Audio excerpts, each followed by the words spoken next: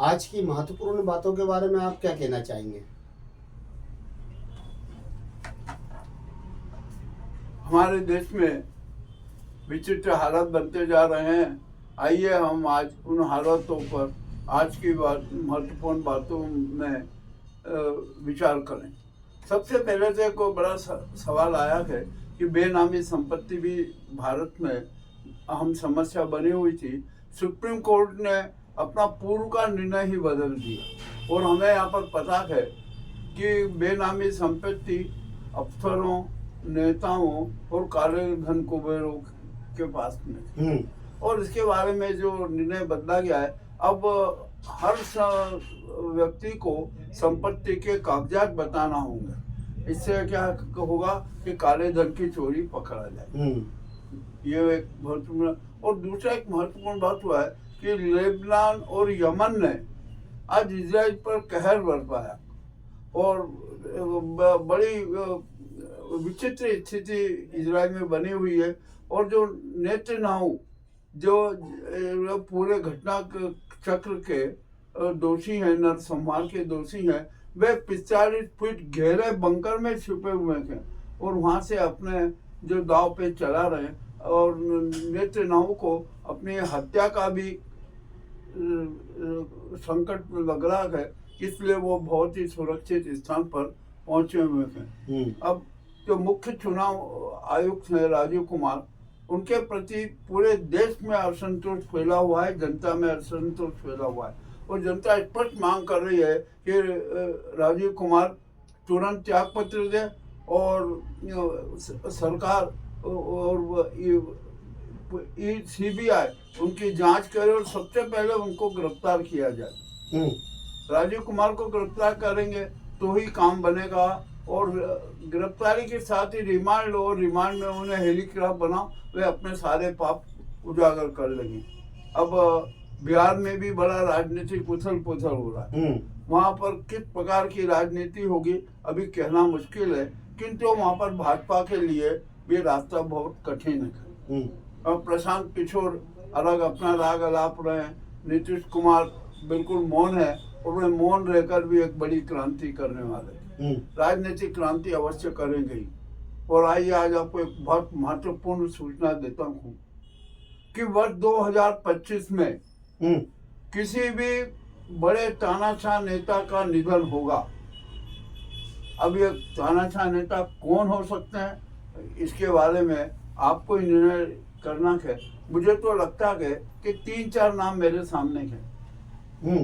Number 1 तो Putin का नाम आता है, एक दूसरा नेतन्याहू का नाम आता है, और तीसरा मोदी जी का भी नाम आता है, और जो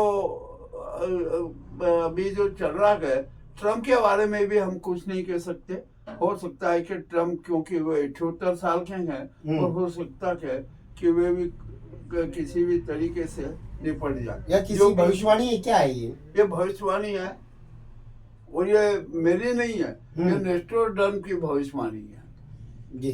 उन्होंने जो कहा उनकी भविष्यवाणी अधिकांश सच होती है। अब हमारे भारत की जनता इवेंट मैनेजर पीएम मोदी और अमित शाह से भी त्याग पत्र मांग रही है, क्योंकि उनके सारे काले कारनामे उजागर हो चुके थे। अब नाजी गैंग ने एक बहुत बड़ा नया गेम खेला है कि वो संघ पर भी अपना एकाधिकार चाहती है, और इसके लिए पूरे नाटकबाजी हो रही है, और मोहन भागवत भी अपने आप में विचलित नजर आ रहे हैं। अब देखना है कि क्या होता है क्या नहीं होता है। मोहन भागवत पूरा विश्राम करेंगे और अपना उत्तराधिकारी किसे घोषित करेंगे, यह भी एक सवाल है। और जहाँ तक एक यदि हम स्थिति देखें तो मोहन भागवत जी ने हर बोले जी को अपना उत्तराधिकारी अप्रत्यक्ष रूप से घोषित कर ही दिया है। और अभी देश में एक बड़ी बात हो रही थी, हम कह रहे थे कि ये गर्मी वाली सर्दी है, किंतु अब आज से अब कोहरे का कोहराम चालू हो गया है। पूरे उत्तर भारत में कोहराम मचा, और यहाँ तक हालात हो गई कि 5 फीट की दूरी से भी विजिबिलिटी नहीं रही, कोई देख नहीं सकता। और ये कोहरा और बढ़ता जाएगा। इस कोहरे के कारण अनेक दुर्घटनाएं होगी। जैसा कि हमने कल कहा था कि 2 नवंबर 2024 से लेकर 2026 तक अनेक प्रकार के प्राकृतिक और अप्राकृतिक घटनाएं होगी। ये कोहरे का जो कोहराम है ये एक प्राकृतिक घटना है। इसका भी गंभीर परिणाम हमारे सामने आएंगे। अब 51वें CGI से हम भी एक विशेष अनुरोध करते हैं कि अब इस देश में न्यायालयों में न्याय पाना गरीबों के बस की बात नहीं है। हर जगह जहाँ पर जाते हैं यदि हम कुछ केस लगाते हैं तो वहाँ पर भी सीधा पैसे की बात होती है।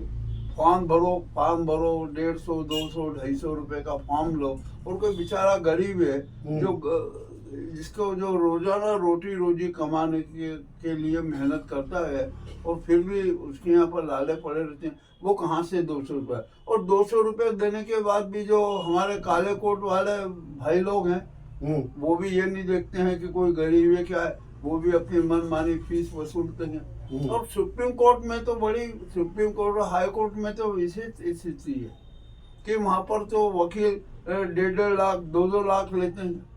हाई कोर्ट के वकील भी हजारों से बात नहीं करते हैं। और मजेदारी की बात यह है कि जब न्यायालय में जो तारीख पे तारीख बढ़ाई जाती है और प्रकरणों को बेचारा जेल रखा जाता है। ये भी एक बड़ी विडम्बनाक है न्यायपालिका की। इसमें भी सुधार होना बहुत जरूरी है। और हमें एक बात और यह कहना चाहते हैं कि सुप्रीम कोर्ट के निर्णय इंग्लिश में आते हैं, अंग्रेजी में आते हैं, तो वो निर्णय हिंदी में भी आना चाहिए ताकि आम नागरिक पढ़ सके। और जहाँ तक अभी तक हमने जो देखा है कि सुप्रीम कोर्ट में पूंजीपतियों के प्रकरण ज्यादा जल्दी और निपटाए जाते हैं। और जो दूसरे बेचारे गरीब लोग हैं जो बहुत ही आर्थिक रूप से कमजोर है, उनके प्रकरण सालों साल चला करते हैं। तो हमारे 51वें CGI चंद्रचूड़ साहब, 51वें CGI खन्ना साहब, जो चंद्रचूड़ जी के राज में चल रहा था, उसकी स्थिति में अवश्य बदलाव करें। और जो अडानी का जो मामला है ये बेहद गंभीर है।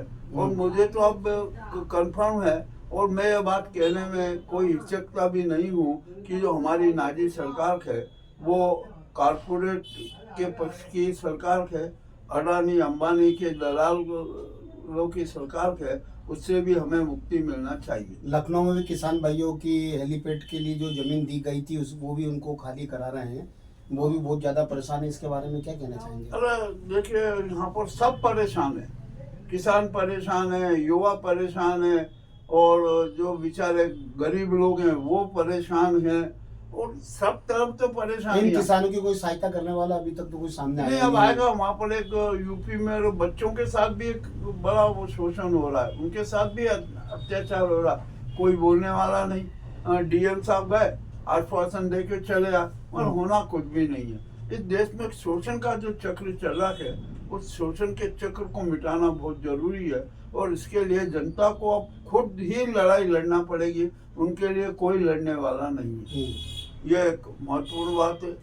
महाकवि कालिदास जी के बारे में हमने कल यहाँ पर आपके सामने वीडियो प्रस्तुत किया, उसमें कार्यक्रमों का शुभारंभ हो गया।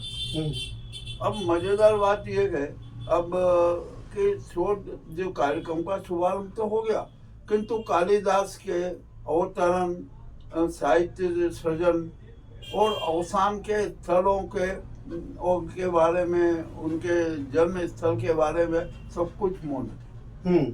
क्या कारण है जो मौन है सब? अब अभी विचार विमर्श करेंगे कि कालिदास जी ईसा के पूर्व हुए थे या बाद में हुए थे। यह वे सारे बौद्धिक लोगों का काम है कि वो क्या करते हैं, क्या नहीं करते हैं और कैसा निर्णय लेते हैं।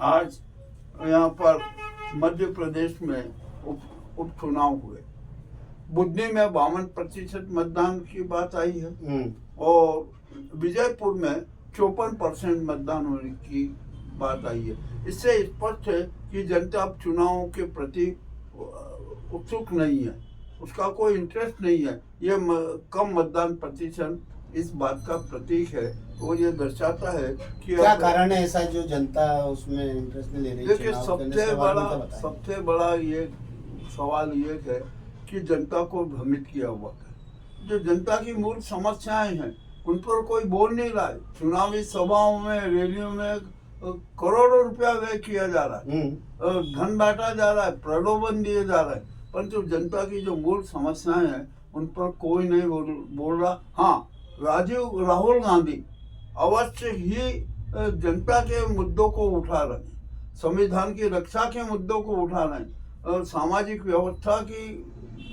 रक्षा करने की मुद्दे उठा रहे हैं, और अन्य तो लोग कुछ भी नहीं कर रहे हैं, सिर्फ भाषणबाजी करते हैं, आरोप प्रत्यारोप चलता है। इन्हें राजनीति एक खत्म हो गई है।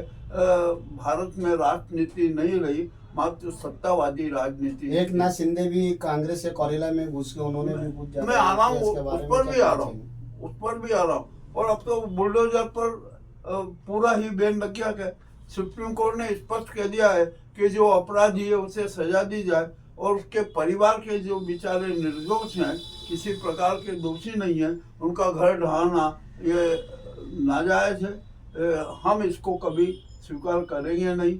हमें सामाजिक न्याय भी देना। ये निर्णय आम जनता के लिए अच्छा दिया। ये CJI 51 व्यक्ति खन्ना जी ने जो निर्णय दिया, ये बहुत अच्छा निर्णय दिया। अब आइए महाराष्ट्र की राजनीति करते।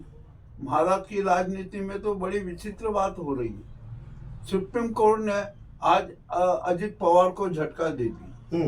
उन्होंने स्पष्ट कह दिया कि आप अपने पैरों पर खड़े होइए, आप अपने पैरों पर अपनी जमीन बनाइए।